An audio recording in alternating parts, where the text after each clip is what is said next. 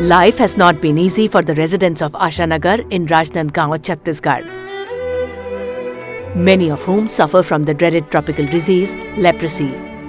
Besides the challenge of a long-drawn treatment for the disease, they had to put up with the social ostracism. Friends and family turned their backs on them, forcing them to make the congested locality of Asha their home. Dilapidated huts, leaking roofs, dusty lanes, and no civic amenities. They were forced to live in these conditions for years. There were no avenues of permanent employment due to the social stigma attached to the disease. Most of the residents would do odd jobs or pull a cycle rickshaw. Those with disabilities had only one avenue left: begging. The poverty made them forego meals often. Despite having achieved the elimination target across the world, leprosy still threatens populations in certain pockets. This neglected tropical disease is generally associated with poverty and overcrowding, thereby affecting the most underserved population of a country.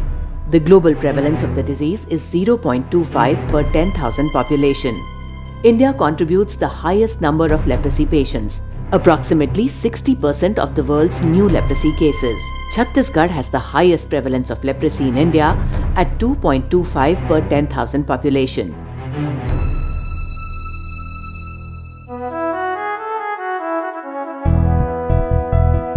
The stories of these residents of Asha, however, are now headed for a new beginning, thanks to the Asha Chadi Parwan project. With the motto "Dream Comes True," this project aims to provide the residents with a respectable life through self-employment, education to children, meals without begging, and a permanent house.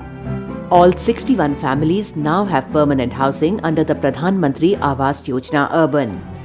Municipal Corporation Rajnandgaon first handed them land ownership documents. With a home of their own, Kanchram and his family now find a marked change in their lives. This joint project by Urban Administration and Development Department and Municipal Corporation Rajnandgaon does not end here. Water, electricity, toilets, and gas connections have been provided through convergence with multiple state and central government schemes. Electricity connections were provided free of cost to the beneficiaries under the Saubhagya Yojana. Fresh drinking water is being provided through Bhagirathi Nal Jal Yojana. As part of upgrading the locality, a garden has been laid under the Pushpa Vatika Yojana. Ordinary street lights were converted into LED lights, and for cleanliness, a good sewerage system has been laid.